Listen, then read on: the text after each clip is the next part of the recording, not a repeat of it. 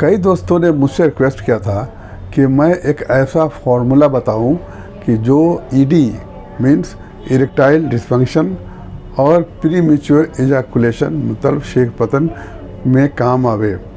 और आज मैं इसी का चर्चा करूंगा इस वीडियो में।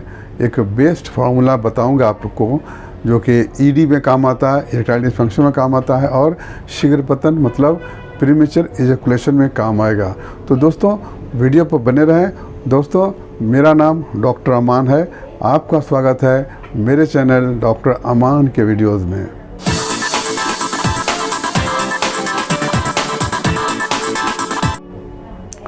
वीडियो शुरू करने से पहले आप लोगों से एक छोटी सी रिक्वेस्ट है।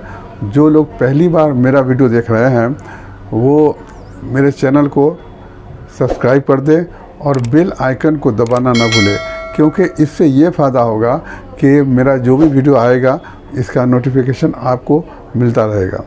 तो चलिए शुरू करते हैं आज का टॉपिक।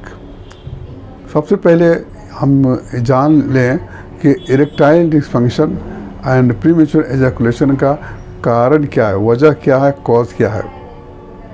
इरेक्टाइल डिस्फंक्शन का मेनली दो कॉज है।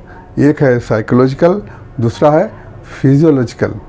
साइकोलॉजिकल में ये होता है कि आप किसी स्ट्रेस में हैं, किसी टेंशन में हैं तो इरेक्टाइल डिस्फंक्शन हो सकता है, लिंग में कड़ापन नहीं आ सकता है।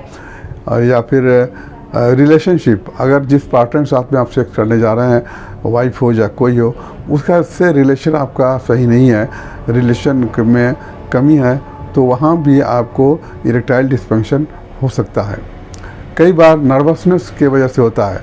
मान लें कि ऐसी जगह आप सेक्स करने जा रहे हैं जहाँ लोगों के आने का डर है, किसी को पता चलने का डर है, या कोई किसी के गर्लफ्रेंड है उसके साथ में सेक्स करना चाहते हैं मगर आसपास लोग हैं या एकांत जगह नहीं मिल रहा है, डर है कोई देख न ले, कोई आ न जाए, इसके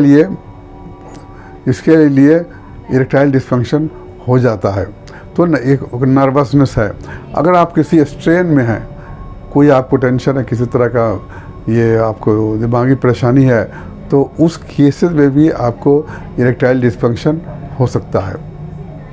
अब दूसरा कॉज है वो है फिजियोलॉजिकल। कुछ ऐसी बीमारियां हैं जिसमें ये प्रॉब्लम हो सकती है, जैसे कि किसी को हार्ट डिजीज़ है, किसी को हाई कोलेस्ट्रॉल है, या फिर हाई ब्लड प्रेशर है, या फिर डायबिटीज़ है, मोटापा है, ओबेसिटी है, तो इरेक्टाइल डिस्फंक्शन हो सकता है इस केसेस में। इससे रिलेटेड डिजीज़ जो है उसका ट्रीटमेंट करने से ये चीज़ ठीक होता है। तो दो कॉज हुआ, साइकोलॉजिकल एंड फिजियोलॉजिकल। अब ये बात करते हैं प्रीमेच्योर एजाकुलेशन का। प्रीमेच्योर एजाकुलेशन क्या है कि जब सेक्स करने जाते हैं तो टाइम से पहले ही सीमेन निकल जाता है, स्पर्म निकल जाता है, डिस्चार्ज हो जाता है। इसे प्रीमेच्योर एजाकुलेशन कहते हैं। कभी कभी टच करने से ही एजाकुलेशन हो जाता है, कभी कभी हक करने से हो जाता है, कभी कभी किस करने से हो जाता है। तो इसका कॉज भी नर्वसनेस से ज़्यादा साइकोलॉजिकल कॉज है इसका। आप कोई टेंशन में है, कोई स्ट्रेस में है, या फिर आप नर्वसनेस है, आपको नर्वस है कि कोई देख न ले, कोई आ न जाए, कोई इस तरह से प्रॉब्लम होती है। और कोई आप जो रिलेशनशिप में है उसका रिलेशन सही नहीं है, तो वहाँ भी आपको ये प्रीमेच्योर एजाकुलेशन हो सकता है। तो इसका जो ट्रीटमेंट के बारे में सोचे कि जैसा कि मैंने पहले बताया, इरेक्टाइल डिस्फंक्शन का साइकोलॉजिकल कॉज है। तो सेक्स करने से पहले आपको पूरी तरह से रिलैक्स होना पड़ेगा और कोई तरह का टेंशन नहीं होना चाहिए। और जिस पार्टनर के साथ में आप सेक्स करना चाहते हैं उसे रिलेशन बेहतर बनाना पड़ेगा। जैसे उससे अच्छे से तरह से बातचीत करें और बातचीत करके नॉर्मलाइज करें रिलेशन में, तब जाके सेक्स करें तो आप इरेक्टाइल डिस्फंक्शन से बच सकते हैं। नर्वसनेस को अवॉइड कीजिए। मान लें कि ऐसा जगह सेक्स ना करें जहाँ पब्लिक प्लेस हो, या किसी को आने का डर हो, या किसी को देख लेने का डर हो, एकांत प्लेस में हो और पूरी तरह सेफ हो, उस जगह पर करेंगे तो इरेक्टाइल डिस्फंक्शन आपको नहीं होगा।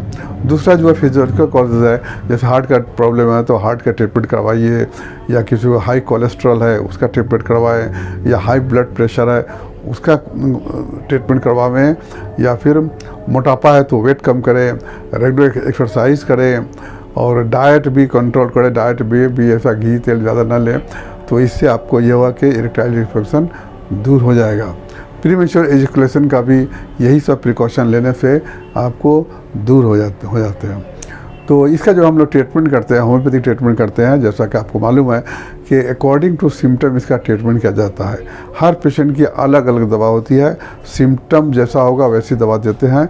सिम्टम के पर हम लोग मेडिसिन सिलेक्शन करते हैं, जैसा जिसका सिम्टम होगा वैसी उसको दवा दी जाती है। मगर कई बार कोई बहुत सा पेशेंट है जो डॉक्टर पास नहीं पहुंच पाते हैं, अब शर्म से या बदनामी की वजह से नहीं जा पाते हैं और डॉक्टर से डिस्कस नहीं कर पाते हैं, उनके लिए एक फार्मूला बहुत ज़्यादा ज़रूरी हो जाता है कि उस फार्मूला को यूज़ करके अपनी बीमारी को दूर कर ले।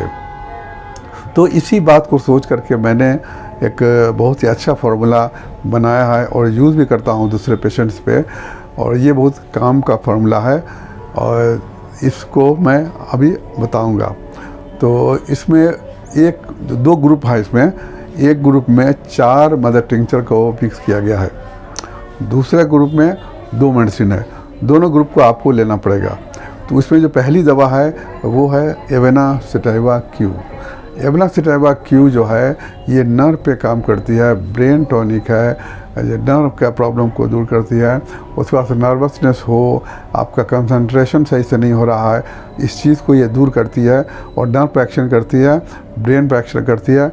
आपको जो घबराहट, नर्वसनेस या आपका जो टेंशन है, स्ट्रेन है, स्ट्रेस है, उसको ये दवा ठीक करेगी। दूसरे नंबर की जो दवा है कि वो है अश्वगंधा। इसको दूसरा नाम वैथेनिया सोमनिफेरा भी है और हिंदी में इसको अश्वगंधा कहते हैं, क्यू। इसका भी क्यू लेंगे और पहली दवा जो बताया था मैंने एवेना सेटाइवा, वो भी क्यू में लेंगे।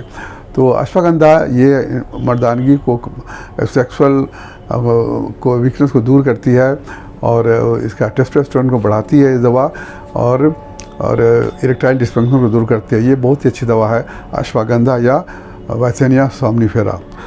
इसका तीसरी दवा जो है वो है नुफर ल्यूटियम क्यू। ये दवा भी बहुत अच्छी है। जो लोग ज़्यादा मास्टरबेशन करके अपना सेक्सुअल लाइफ को बर्बाद किए हुए हैं, या जिन्होंने ज़्यादा सेक्स किया है उसकी वजह से इरेक्टाइल डिस्फंक्शन हो रहा है, उसमें ये दवा बहुत काम करती है, नुफर ल्यूटियम। इसमें सेक्स से इंटरेस्ट भी कम हो जाता है, ये दवा उसको भी दूर करती है।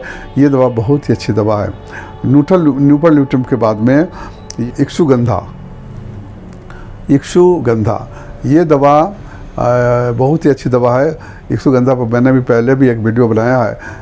इक्सुगंधा या ट्रिबुलस टेस्टिस क्यू, ये दवा भी टेस्टोस्टेरोन को बढ़ाती है और सेक्स को वीकनेस को दूर करती है और इरेक्टाइल डिस्फंक्शन को दूर करती है।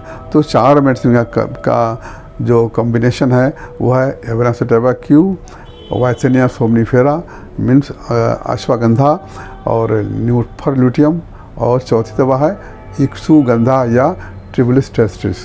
ये चारों दवा को मदर टिंचर में लेंगे, क्यू में लेंगे, बराबर मात्रा में मिक्स करके रख लेंगे और हर दिन 40 ड्रॉप्स सुबह शाम, या ज़्यादा आपको प्रॉब्लम है तो आप 3 टाइम्स ले सकते हैं। आधा कप पानी में 40 ड्रॉप डाल करके आप सुबह, दोपहर, शाम लेंगे। दूसरी ग्रुप की जो दवा मैंने बताया जो है दूसरी ग्रुप, वो है, इसमें 2 दवा है। एक है टिटेनियम 3x एंड दूसरी है योहम्बिनम 3x। दोनों को मिक्स करके रख लेंगे, टैबलेट फॉर्म में आती है, तो दोनों के 1-1 टैबलेट लें। अगर लिक्विड मिलता है, अगर 3x नहीं मिलता है तो आप इसको योहम्बिनम क्यू आप ले सकते हैं।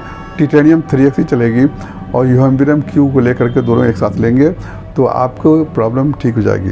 तो 2 ग्रुप है, एक पे 4 का मिक्सर है, एक पे 2 का मिक्सर है। इसको भी दूसरी दवा जो टिटेनियम एंड जो बताया आपको योहम्बिनम 3x या क्यू, इसको भी 3 टाइम्स लेते हैं। ये दवा जो ये फार्मूला बहुत आजमाया हुआ फार्मूला है, इससे बहुत लोगों को फ़ायदा होता है। आप इसको रेगुलर लीजिए, 1 महीना, 2 महीना या 3 महीना का कोर्स कर लीजिए, आप बिल्कुल नॉर्मल हो जाएंगे, पहले के जैसा हो जाएंगे। और जिन लोगों का एज ज़्यादा हो रहा है उन लोगों को ज़्यादा ज़रूरी है इसको लेना। और ये फार्मूला बहुत ही कारगर है। आप इसको अब यूज़ करें, यूज़ करके मेरे कमेंट बॉक्स में इसका रिज़ल्ट बताएं। तो याद रखिए। और एक और बात की, जो लोग वही जो मैंने जो दवा ली बताया, कई लोग हैं जो दवा जाकर किसी भी कंपनी का ले लेते हैं, कोई घटिया कंपनी का ले लेते हैं, दवा लेते हैं, फ़ायदा नहीं होता है, तो फिर वो कहते हैं कि दवा काम नहीं करती है। दवा जब भी लें तो अच्छे कंपनी का, जैसे जो स्टैंडर्ड कंपनी की दवा लें या जर्मन दवा लें, उसको हम मिक्स करके आप रखें, खाएं। और मतलब कहने मतलब कि जो भी अच्छे कंपनी का, अच्छी क्वालिटी का मेडिसिन यूज़ करेंगे तो फ़ायदा जल्दी होगा। घटिया कंपनी का जो कम दाम की सस्ती दवा लेंगे तो उसमें काम नहीं होगा। भले दवा महंगी हो मिले, लेकिन आपको बीमारी ठीक होने से मतलब है। तो उम्मीद है ये फार्मूला आपको पसंद आया होगा, और ये वीडियो पसंद आया है तो आप शेयर कीजिए, लाइक कीजिए, और वीडियो को लास्ट तक देखने के लिए बहुत बहुत शुक्रिया।